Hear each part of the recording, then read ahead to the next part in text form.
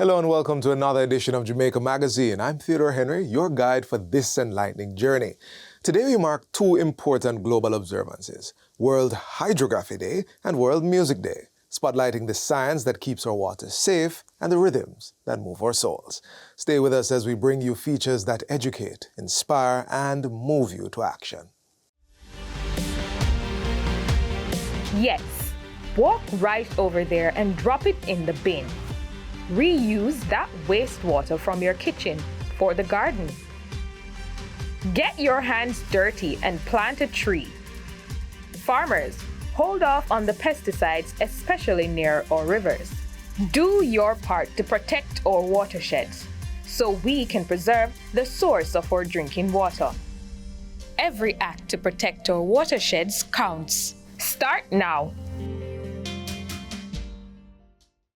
Thanks for staying with us. From coastline surveys to deep-sea discoveries, hydrography is the science behind safer seas and better planning. In celebration of World Hydrography Day, come aboard as we show you Jamaica's maritime map makers in action, on land and at sea.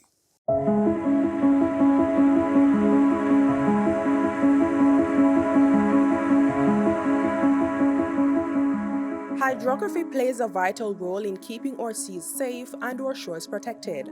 It's a science beneath the surface, but its impact is felt all around us. Hydrography is the art, science, and technology surrounding the surveying of or the data collection of water bodies as well as the surrounding coastal features. So this includes, depth measurements, information in the water column, as well as some shoreline data collection as well. But why is it so important for Jamaica? Hydrographic surveying provides the data which is required for resource management and conservation. It supports safety in seafaring and efficiency in transportation using the modality of the sea. It provides the information required to develop our coastal infrastructure, and it helps us in the delimitation of our territorial boundary, which is critical to our resource management and conservation. Thinking about the fact that 90% of global trade happens via the sea, it's very important that we have our charts up to date with accurate depths and representation of different features that may exist on the seafloor, so that mariners who are entering our ports are entering so in the safest manner possible. From disaster preparedness to trade protection, hydrography plays a key role in national development and regional resilience. So our typical day starts early so that we can maximize the usage of the waters. When it's late and more windy, we have more undulating waves. Thereafter, we would have to check the tide gauge. If it's still collecting data, we would do the RTK setup for the base and rover for position collection. We would start the boat and ensure that we have all powers ready for collecting sonar data. The multi-beam echo sounder system, it creates a map. It helps to create a map of the seafloor by sending sound beams down to the seafloor and back up to the multi-beam echo sounder, which is in turn translated onto our acquisition laptop, which we interpret to process that data. The multi-beam echo sounder, it determines depth and also features such as navigational hazards, such as rocks, silt, sand, shipwrecks. Once the seafloor is mapped, that data is turned into nautical charts, guides that are essential to safe and efficient marine travel. So we use industry-grade hydrographic surveying softwares such as ArcGIS Pro and Caris, and collecting all of that data, I'd use the various softwares to then compile each data set to then create the chart. It's a very strict way in which we go about doing charting, because when you think about navigating on water, it's not that you're gonna see a pothole just in front of you. The sea might look calm and there's a rock under there may be another wreck under there. So we have to make sure that when we're putting the chart together, we're detailed and ensuring that safety comes first and that the person who's going to sit down and actually read this chart understands. After the Hurricane Beryl, a vessel was going over to CMU, and it sank in the harbor. We were called upon, we responded within a 12-hour period. We found the vessel, the sunken vessel, within 3 hours, and we notified all the mariners coming into the harbor. That posed a risk to the ships coming in because there has never been a maritime accident in Jamaica. That's because of outdated data. The climate change, as you know, is an emergency for us. We are expanding our capacity by constantly training officers, constantly acquiring new equipment. So we want to broaden that reach of sustainable technology, which is going to be educated by hydrographic data. We want to set up this type of data can influence the implementation of early warning systems, etc. And our ambition is to firstly map our territorial waters to influence climate action in our region. From high-tech sonar to hand-drawn charts, hydrography isn't just about maps, it's about safety, science, and national progress.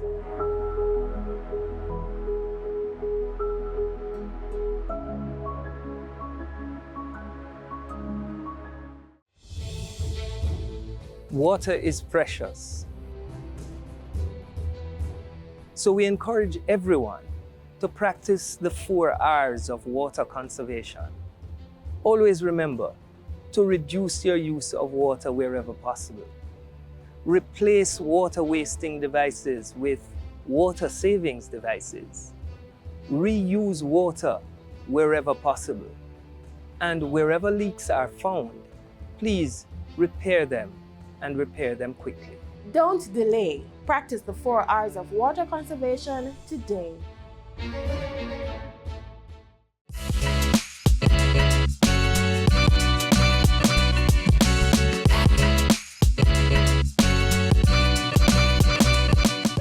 Continuing our World Hydrography Day spotlight, we meet the women making waves in water science, breaking barriers and leading innovations at the Water Resources Authority. History and perhaps culture have kept many women a rung lower on the professional ladder and firmly planted in fields once deemed a man's domain. But more women are going beyond the expected and dismantling these stereotypical norms. One of the biggest areas in which they're going beyond the unseen rules guiding gender and professional expectations is hydrology. Hi, I'm Alexia Gray and I'm a woman in hydrology. Hi, my name is Natalie Hutchings and I'm a hydrogeologist at the Water Resources Authority. And yes, I'm a woman.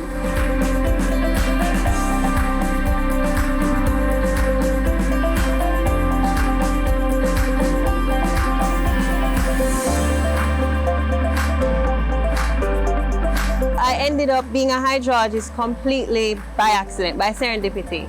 I wanted to do engineering when I finished high school, but I didn't get into the program when I first applied. So I enrolled in geology and physics classes in my first year at university, and the rest is history. As a hydrogeologist, some of my routine work includes wells and stream flow monitoring and measurements. I also do water quality sampling, and I create maps and do reports. So essentially, my work takes me traveling around Jamaica in search for water sources. Hydrogeology was something I've always wanted to do. So from high school, I wanted to be a geologist. So I went to UWI to do geology. And then that led me into a career at the WRA, where now I work in water.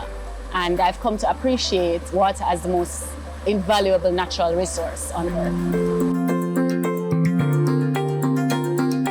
Despite ideas of progress not always matching parity, or the whole narrative of what's a man's or a woman's job, what these women are doing is significantly impacting lives right across the country.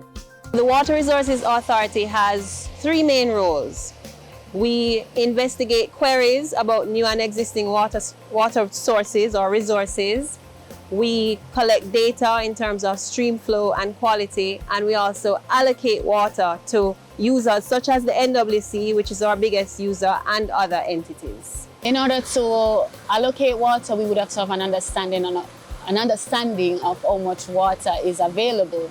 So we would do data collection, such as flow measurements or well measurement, and understand how much water is available to see how much water is in demand, and then we do the calculations. So where there is a deficit, water is usually supplied from areas where there's a surplus to balance things out. For these women, their duties also expand to providing responses in times of drought. The key to drought resiliency is improved capture and storage of water. Jamaica has more than enough water to serve its population. However, our problem is that we do not capture enough of it, and we do not have enough storage for the population. So the key is to capture it, reduce leaks, and to build more storage, install tanks, build more dams, and other types of reservoirs. They're also testing and assessing the quality of our groundwater while keeping us all in the know. Jamaica's groundwater quality is generally good. It meets the ambient standard, the national ambient standard. Ambient meaning doesn't need any treatment, right? However, there are a few basins that are contaminated due to pollution or saltwater intrusion. But for the most part across the island, our groundwater is pretty good for domestic use. However, for agricultural and industrial users, they may need to treat their water to international standards, depending on what they're going to use it for. And as for their perception on why the profession of hydrology or hydrogeology remains a male-dominated field. For a hydrologist or hydrogeologist, being out in the field means doing physical and practical tasks. It usually includes long drives out of town, hiking through river valleys, over hills in search for water. The profession is usually male-dominated because we live in a society and a culture where men are usually seen as physically stronger, and they also require less security in the field. Women were not allowed to work. We were not even allowed to become educated to do these jobs. So that has been changing with changing attitudes of both men and women. It's improving, but we have a far way to go. And just like these two female hydrologists, many women are stepping into diverse professions, and they're changing the old narrative to craft their own stories.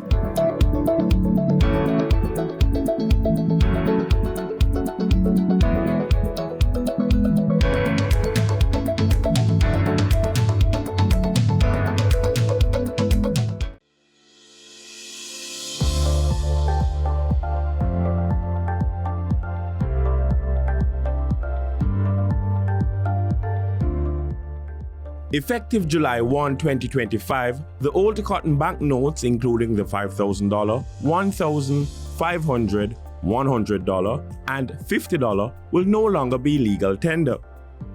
This means you will not be able to use them for purchases or other cash transactions. But don't worry, the Bank of Jamaica will continue to redeem these notes at face value indefinitely. Going forward, use the new polymer banknotes that have been in circulation since June 2023. These include the $5,000, the $2,000, $1,000, $500, $100, and $50 notes, along with the $20, $10, $5, and $1 coins.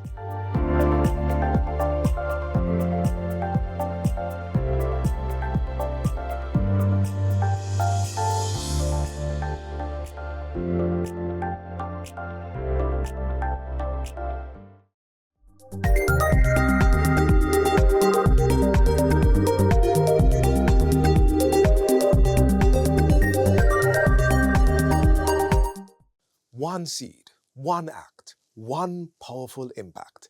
It's time to reconnect with nature. Let's explore how planting trees today can shape a cooler, greener, healthier tomorrow. Trees are often considered the lungs of the earth. As part of their life cycle, They take in carbon dioxide and release oxygen into the atmosphere. Let's all continue this necessary part of keeping our planet healthy by planting more trees. And here's how you do it.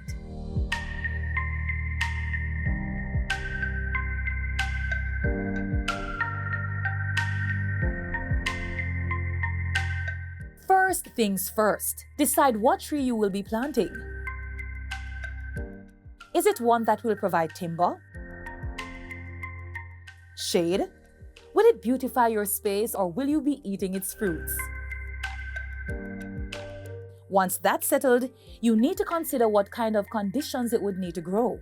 Naturally, some plants do better in some areas than others, while others need full exposure to sunlight versus those that can survive without direct light. And there's also the soil type to consider. Some trees thrive near seasides. Others prefer mountain areas, while certain trees are content in the valleys. Next up, space. Some trees grow wide, others tall. While you may be able to prune trees to keep them under control, some lose their essence when tamed. So, be sure to plant large trees in areas where they will have adequate space to grow.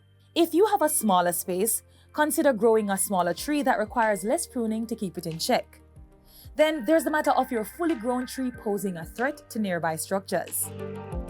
As a country situated in the hurricane belt, downed trees during times of disaster is a part of our reality.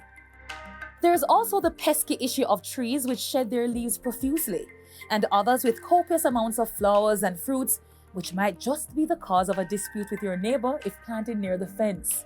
That being said, be sure to plant trees at a safe distance from walls, power lines, fences, sidewalks, and the very foundation of your house.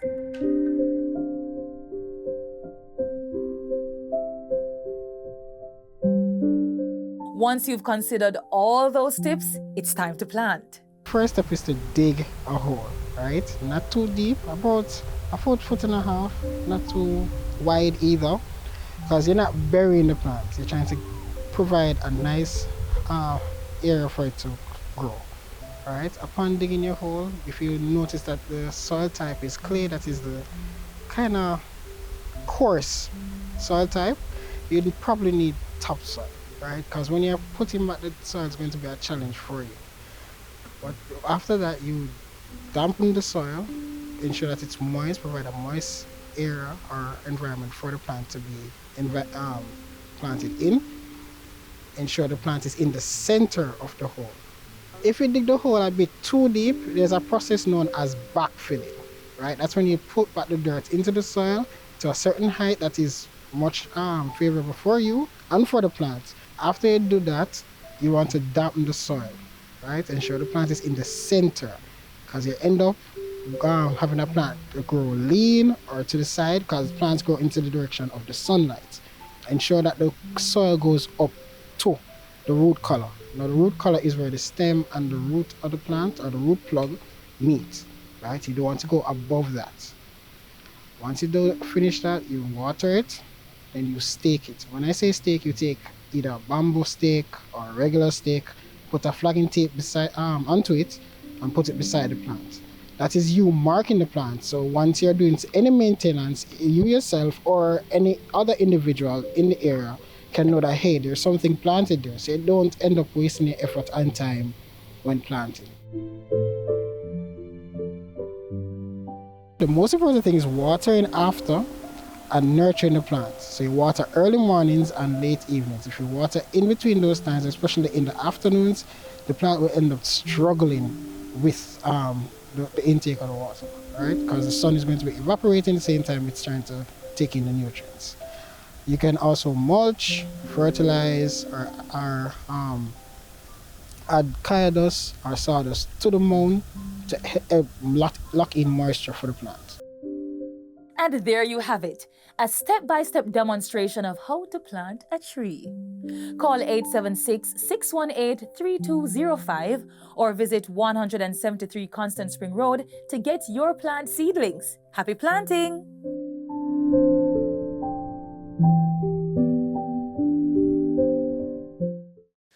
journey, the voice, the vibe.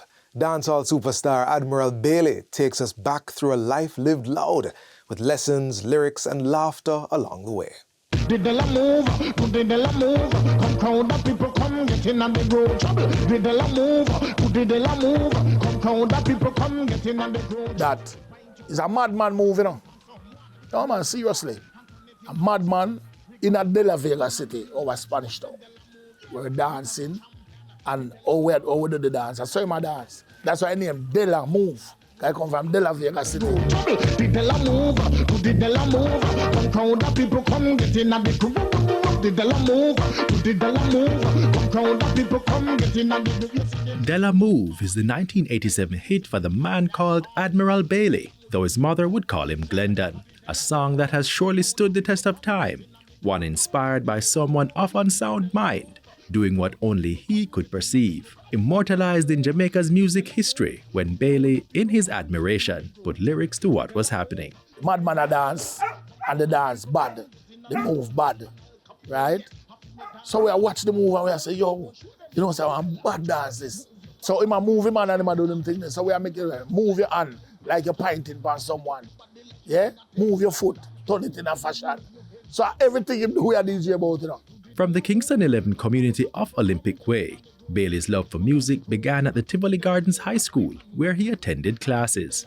He was a big fan of sound systems, as it was the prime way of getting your music out there during the 80s. So he began following the popular ones. One night, Volcano come to town. And Volcano consists of a whole heap of big artists, as you know. Pupa Tayan, Swiel, El Fico, one whole heap of them. So them a play for Olympic Way. And Swiel led a DJ. So he becomes the community DJ now, you know. Right? So everybody in the community now know of Admiral Bailey. So when this big sound come to town now and things, people them start shout, yo, why here Admiral, why here Admiral? So at the time, Swiel never know about me in terms of him never know me. I hear the name but he don't know me.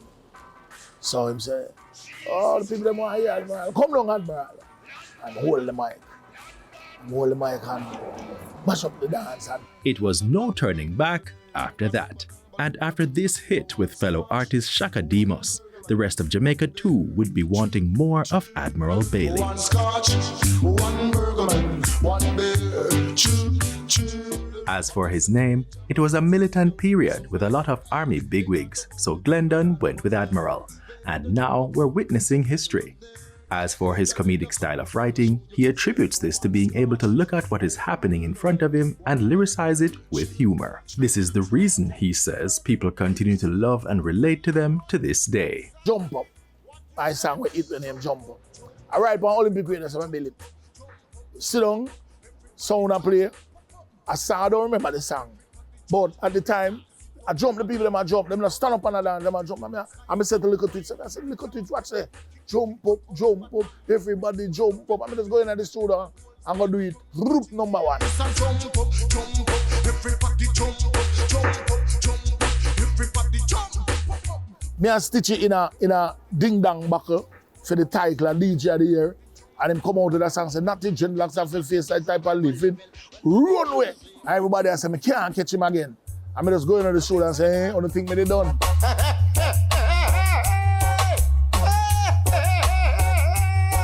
There's a come, man. There's a come, man. There's a come. All the things I've been done. All the things I've been done. All the things I've been done. Mama just come. Follow me. All the things I've been done. All the things I've been done. All the things I've been done. Mama just come. Hit me. At me coming in the ad. At me coming in the ad. At me coming in. At me come for roll up this bad feed. For the hit Big Belly Man, his process was just the same. This time, inspiration hit at the Champions in Action stage show at Fort Clarence. Me the backstage, I wait on my time to perform. And then when me look, who are with the backstage? Me, Jim Brown, Bobby Digital, Josh Pang, Jamins, Steely. And when me look, every man belly big. I said, no man, I joke this. And at the time, every man with them belly big round, they have money. So in come Big Belly Man. If you want some money, get some belly. Belly, what a boy, Big Belly Man, Big Belly Man, Big Belly Man, Big Belly Man, what All throughout his career as a dancehall artist, Bailey never ceased to make light of a matter, and obesity was not exempt. And as someone who has been around and seen the influence and reach of the music, he has some advice. Don't change the beat, because the beat is what makes it work. The beat is what happened. The beat is why Europe love the music, South America love the music, North America, Asia, all of those places love it because of the beat. The music has fallen internationally. And the reason for that is the beat. Because most of the time, the things them what we are saying, the foreigner them don't understand what we are saying. But the beat, them like the beat, so them dance to the beat. So when you change the beat, you change everything. Nobody watch me, nobody chat me, nobody watch me style and criticize me. Just take your mind off of me, take your mind off of me, take your mind off of me, just take your mind off of me. No me make you not make no money. Nobody walk up and criticize me.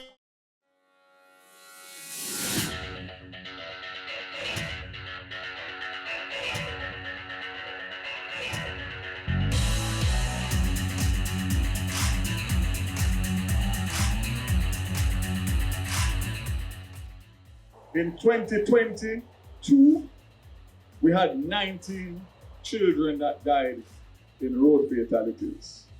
In 23, we had 18. In 2024, we had 24. And so far for 2025, we have 5, a total of 65 young children at different ages that have died on our roads over the last few years. Let us remember these simple life-saving principles. Obey the speed limit. Speeding is a leading cause of crashes. It reduces your reaction time and increases the severity of collisions. Never drink and drive. Alcohol impairs judgment and coordination, and even one drink can be deadly. And that's not even to mention alcohol, substance, any kind of substance. Always wear your seatbelt, whether in the front seat or the back seat. Seatbelt saves lives and protect our children. Use proper child restraints and teach road safety to them from an early age. Last but not least, be courteous. Yield to pedestrians, respect fellow drivers, use indicators, drive defensively, not aggressively. So let us ensure that June is more than a ceremonial observance. Let Road Safety Month 25 be used as a turning point. The moment we all decide to make road safety our personal and collective priority, not just for 30 days, but for every day, for every road, and for every life.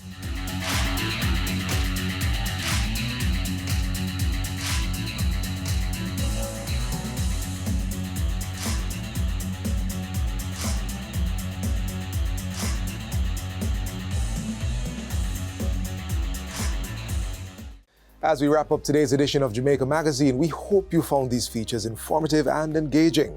Let's stay connected through our website, jis.gov.jm, and on social media. On behalf of the production team, I'm Theodore Henry. Have a great weekend.